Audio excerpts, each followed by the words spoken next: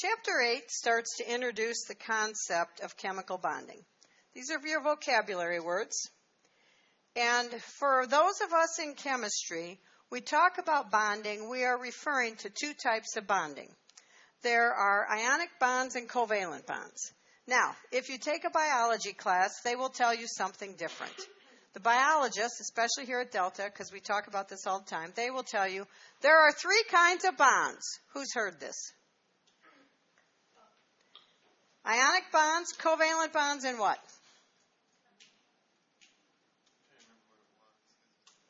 Hydrogen bonds. And it's good that you forgot it, because a hydrogen bond, in the true sense, is not a bond for us in chemistry. Even though we call it the word with bond, hydrogen bond, a hydrogen bond is an intermolecular force, and here's the difference. When we talk about bonding in chemistry, we are talking about taking atoms and turning them into molecules. That's what bonding is. Or into ionic compounds, which are formula units, not molecules. So when we look at this, a hydrogen bond is very different. Okay? Typical covalent bonds have an energy of about 100 kilojoules per mole and up. A hydrogen bond is about 5 kilojoules. So it's way less in the energy scale, and it does something different. Hydrogen bonds are intermolecular forces. They are bonds between adjacent molecules. Now, in biology, they often end up being hydrogen bonds that are between the ends of a long twisty molecule. But I hope you can understand the difference between a bond that connects a bunch of atoms together. These are bonds. And now, if this is long and twisty, and we have A, B, C, D, now the hydrogen bond forms between, in biology, two ends of a long twisty molecule. Like think of DNA. You all know what DNA is, right? And the helix thing. That helix stays in place because hydrogen bonds hook one end of the long twisty molecule to the other. So that's the difference. These bonds are actually holding the atoms together, and this one is just holding it in a particular shape. Okay? That's the difference. Hydrogen bonds don't make compounds. They just hold things in their shape. And they hold adjacent molecules to each other. Now, regardless of the type of compound that we have forming, they all form because there's a net lowering of potential energy. Ionic compounds form by transferring electrons to make ions that then come together in big lattices. Covalent compounds form by sharing electrons. Ionic compounds often form from metals and nonmetals. Metals lose electrons to become a cation. Nonmetals become anions, and that usually releases energy. The ions come together and form the lattice. That releases energy. So you have three steps. You need energy, you release energy, and you release energy. This last energy has to be big enough to overcome the energy required in forming the cation. When you have groups of nonmetals coming together to form something, then you don't get that energy back because it takes so much energy. You have high ionization energy, which is what we just looked at, those trends in the periodic table. You need so much of that that you don't get it back with the lattice energy. So you can't make ions. The compounds form when the nuclei come together and share electrons. Now, there's not a lot to say about ionic bonding, but the periodic table can help us sort things out, seeing what kinds of ions form by families. If we look at the halogens, that's the fluorine family, and the halogens have 7 valence electrons. We just went through this, and we said that we are 1 electron short of the full p subshell, or we're 1 electron short of a full shell. Yeah, I know some people like that, right? They're not quite stable because when you have a full shell or a half-filled shell, it makes the things more stable. Since they have 7 electrons and they want 8 because of the octet rule, as you learned in your intro class, These will form 1 minus ions. The chalcogens are the oxygen family. They have 6 valence electrons. They form 2 minus ions. The alkali metals are on the opposite side of the periodic chart. This is the hydrogen family.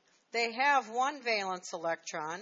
They want a full shell, so what happens with them, they make a +1 ion because they give up that electron so that the shell underneath is now their valence shell, the highest N value of any electrons, and they now have a full valence shell. The alkaline earth metals, that's the beryllium family, they have 2 valence electrons. What kind of ion would you expect them to make, class? 2+. So when you look at that, we've given some suggestions based on this idea of 8 electrons in the octet rule. Octa means 8. And this works well for the representative elements. And you remember from Chapter 2, the representative elements are the first 2 and the last 6 columns. So if you look on the periodic chart, these 2 columns, the S electrons that we learned in the last chapter, and these 6, the P's, S and P, 2 plus 6, that's 8 electrons. That's where the octet comes from. Those are the valence electrons. Remember, the D electrons are 1 level off. So when I'm in the 4th period, this is the 3D, so these are not valence electrons. So if you think about this, the first column has 1 valence electron. Here we have 2, 3, 4, 5, 6, 7, 8. How many valence electrons do the elements in this column have? How many electrons with the highest N value of their quantum numbers?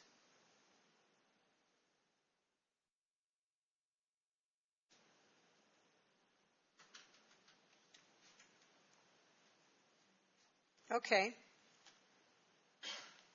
What's the N value for these two electrons? 1. What's the N value for these 6? How about these 6? How about these 2? How about this one? 3. So, of all those numbers you just said, what is the highest number? 4, right?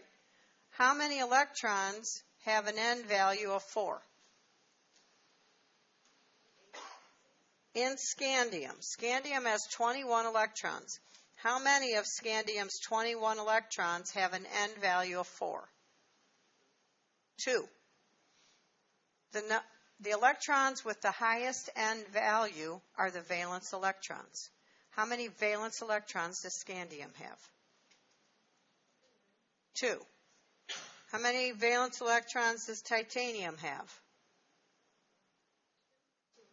2. Which 2? Tell me by their numbers. 19 and 20. How many valence electrons does vanadium have? Which 2? How many valence electrons does chromium have? Not 2. 1. Why 1? This is one of the funny rearrangers, remember? Instead of S2, D4, we get S1, D5. We get that rearrangement, so it only has 1 valence electron. So this is one of the signs where the periodic chart leads us astray. How many valence electrons for manganese? 2. How many here? 2.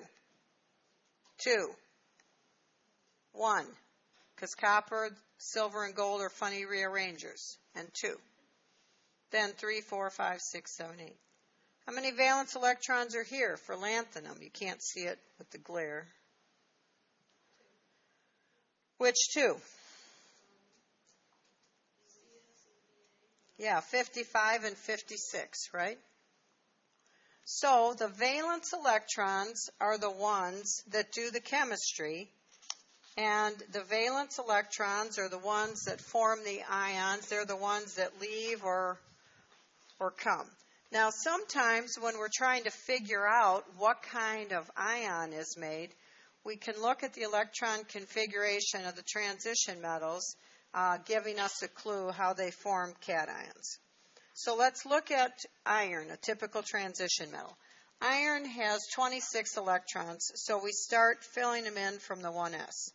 1, 2, 3, 4, 5, 6, 7, 8, 9, 10, 11, 12, 13, 14, 15, 16, 17, 18, 19, 20, 21, 22, 23, 24, 25, 26.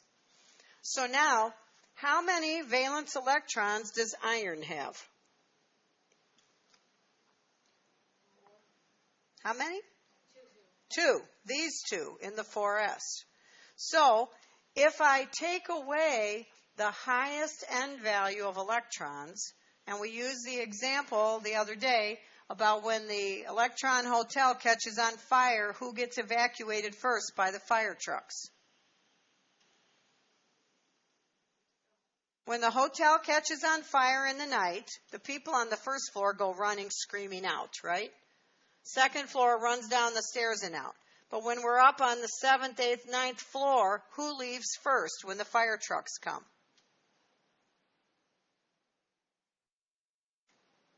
The top. Why?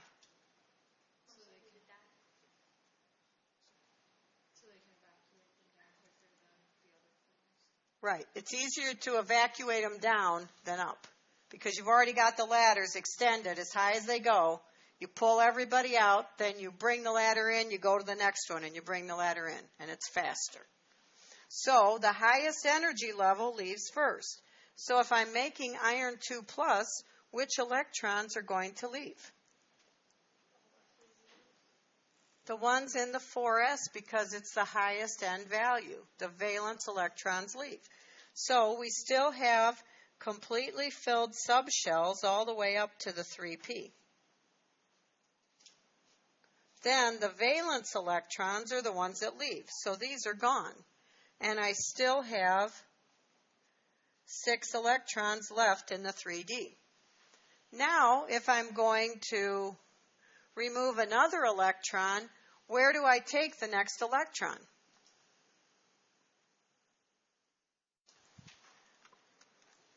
From the lowest energy level? No. From the highest? Or from some random energy level? You're going to take it from the highest. So what's the highest now? The 3D. So everything stays up to the 3p still. Nothing has changed there.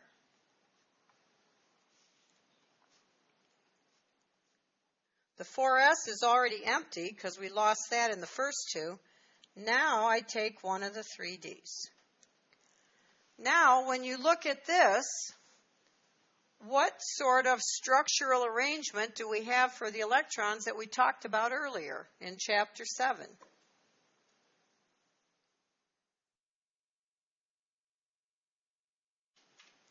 Which of these will be more stable, iron 2+ or iron 3+? Iron 3+ is correct. Why is that? Was that a lucky guess? What's different in iron 2 and iron 3 when you look at their electron configurations? A partial little thingy, yeah. There's, over here, we have a partial little thingy, an orbital with 2 electrons, so we have a partially filled subshell. What do we have here that we identified in Chapter 7? A half-filled subshell. So a half-filled subshell adds stability, so the iron 3 will be more stable than iron 2, so which is more common? Iron 3. So a lot of transition metals form +2 ions because they lose the